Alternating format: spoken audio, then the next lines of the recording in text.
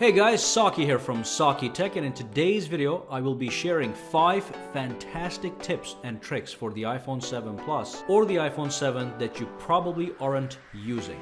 Now this will be part 1 for these iPhone 7 tips and tricks videos, so make sure to subscribe to Saki Tech and stay tuned for more videos to come. These tips and tricks are sure to enhance the use of your iPhone.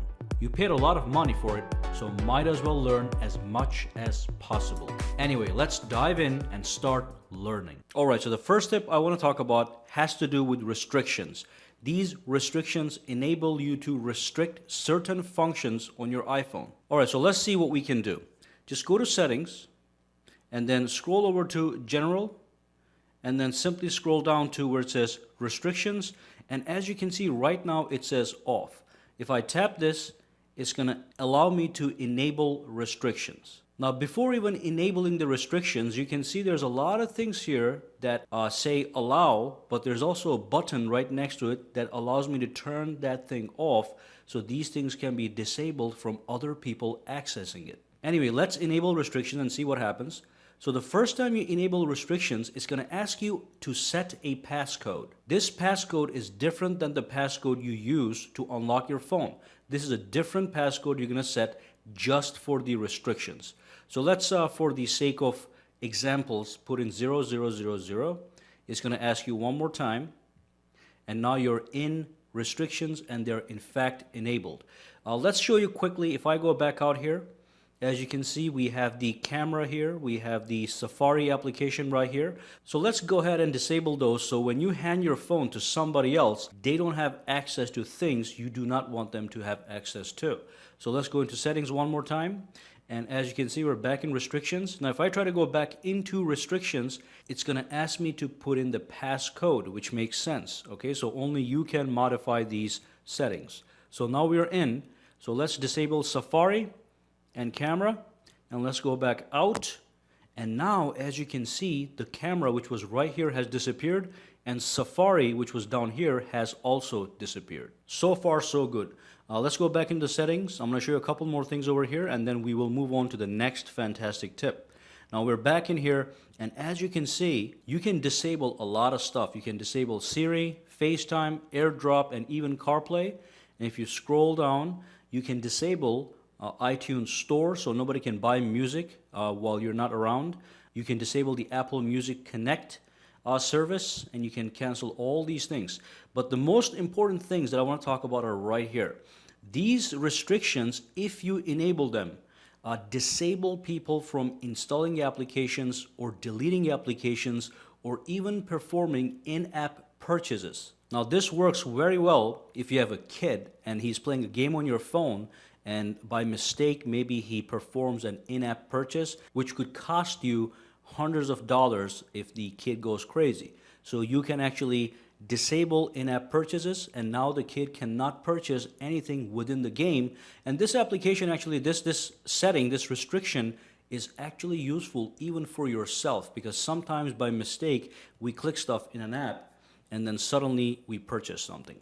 And of course, if you're just giving your phone to your friends or something, and if you just want to make sure they do not install applications or delete applications, this is just a nice way to safeguard the content in your phone. And if you scroll down a little bit more, I'll let you look into these by yourself, but basically you can restrict allowed content, and you can even restrict some options relating to privacy. Anyway, once you know that restrictions is here and that you can enable them, you can go and you can play with all these things, which is going to allow you to customize your phone and make it very secure. As you can see, you can restrict multiplayer games, you can restrict people from adding friends, and also performing screen recordings. And this is in the Game Center.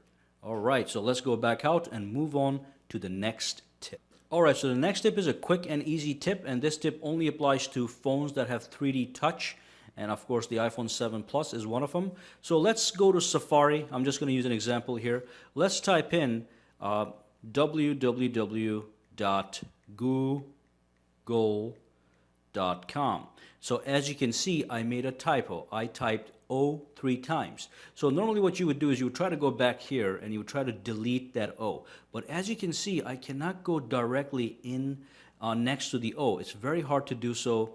And it looks like I cannot get in between words just by using my finger. It either goes to the beginning or the ending, okay? Now here's what you can do. The keyboard that you're seeing over here can be used as a trackpad. All you have to do is do a firm press on the keyboard, and the keyboard turns into a trackpad. And from here, you can put the cursor precisely where you want it to go. And I can leave it right there. I can click X. Now I can click Go. And as you can see, that was very easy to correct the typo that I made. So again, if you type in something wrong, let's go to Amazon.com, right? Amazon.com. There we go. We made a mistake. All I have to do is press and hold, do a 3D touch,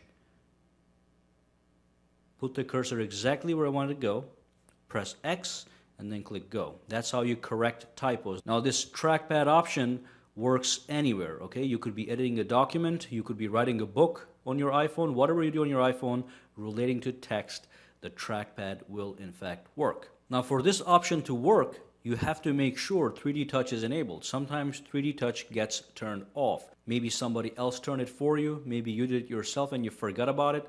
Just make sure that you go into settings, go to general, go to accessibility, and then scroll down to where it says 3D touch, go right inside and make sure it is enabled. And from here you can also tweak the 3D touch sensitivity if you so desire. Just read the block of text here. It explains exactly what you have to do, what these settings pertain to.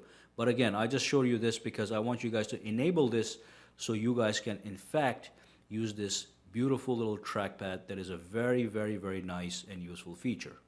Alright, so we get notifications all day long on our phones, and we get these pop-ups and these banners that just pop on top of our screen, and it's only normal that we understand exactly how we can manipulate the notifications, okay? So you can actually do a lot of manipulation for notifications for each app. Now what I will be doing is I will be using the Messages application as an example. So let's go into the settings, and right off the bat you'll see notifications right on the top here.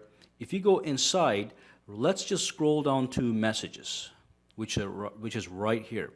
Let's go in, and as you can see, there's a bunch of options here. Now, first and foremost, you can allow or disallow notifications. If I do this, I will never get notified when somebody sends me a text message, which is not a big deal, but that's not exactly what I want to talk about. What I want to talk about is when you go down here, it says alert style when you get notified. So let me go ahead and send myself a text message, and I want to show you guys what it means to have a banner notification. So let's say hi and send myself a text right now.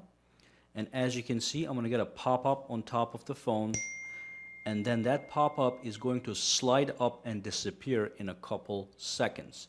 That's the banner style notification.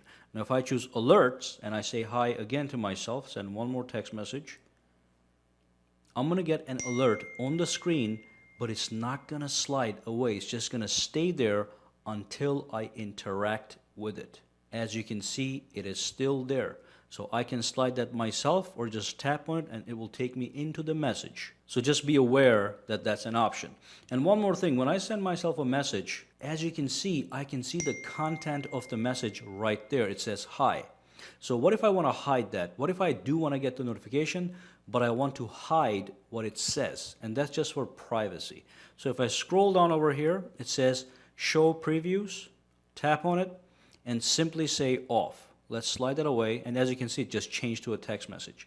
But anyway, let me send myself a brand new message so you can see exactly what happens. And in this scenario, when somebody sends me a text message, it says from who, but it doesn't give me the contents of the message, which could be a privacy issue for some people. Finally, in the notifications settings, I just want to talk about repeat alerts. So you can actually repeat the alerts over and over until you actually click on the alert and go in and manage it. So if I go over here, it says once. So what happens is when somebody sends me a message, I get alerted, but after 2 minutes, if I still haven't interacted with that notification, it's going to repeat itself once. Okay, so here it says alerts repeat at 2-minute intervals. But if I want, I can go twice, thrice, 5 times, or 10 times. So up until I actually interact with the notification, up until I tap on that text message, it's going to every 2 minutes remind me that I got a text message that is untouched, and it's going to repeat it 10 times, all right, until, and after the 10th time it doesn't repeat that anymore. So just something to be aware of. Let's go back out and move on to the next tip. Alright, so next up I want to talk about the widgets. I get surprised every time I realize that a lot of people that own iPhones don't even know that you have widgets and that you can edit, that you can rearrange, and all that good stuff. So basically, when you scroll the window down, these are all the notifications that we have. But if you scroll over, you go to the widgets screen. Now these widgets are and can be fantastic. Now these widgets here can be rearranged, deleted, and gotten rid of, but some of these guys are amazingly advanced. So basically, if I scroll all the way down, at the bottom there's an edit icon. If you click it, it takes you into the add and remove widgets screen. From here, you can delete widgets just like that, or you can rearrange widgets. So I can take the stocks widget right here, just grab it and move it to the top. And when I go back out, it will appear on the top. And that could be, that could simply mean that that's how I like to see it. So that's the first thing I would like to see, the stock information, so I would put that on the top. But anyway, let's go back out over here, click edit one more time. I just want to show you guys how advanced some widgets are. Now these widgets actually come with a lot of apps. If you look over here, these are the applications that I downloaded that actually have built-in widgets. The moment you install the application, the widget just appears right here. So here's the Citizens Bank widget right here. There's a Dropbox widget. There's a Hello Weather widget. And even over here, these are the active ones. These are the inactive ones. So anything that has a green plus next to it is inactive. You click plus and it becomes activated, okay? And if you click this, it gets removed and goes right back down to inactive section. But anyway, I just want to make sure that you guys go in here and check these widgets out, because some of these guys are absolutely fantastic. Let's go back here and just take a look at this. This is the Yelp widget. That's the Weather Gods widget. And at the bottom over here, we have the camera widget. So over here, I can take this widget and put it all the way on the top. And that allows me to quickly access camera functions based on the camera app I'm using. So I can click to take a photo, take a selfie, take a macro shot, or other functions that are available for that widget. And you can always click show more, and that brings up more information if the widget supports it. Okay, so make sure you go in there and you tweak and customize these widgets. They're easily accessible. All right, you can scroll to this side, they're right there. So it's a really nice and nifty feature to have. Alright, and that brings us to the end of this video. Make sure to subscribe to Saki Tech for more iPhone tips and tricks videos that will be released soon. Additionally, if you like the case I'm using for my iPhone 7 Plus, which is a pure leather case, you will find a link in the description below to grab one for yourself. Thank you for watching. Give this video a thumbs up, share it with your friends, family, and have a fantastic day.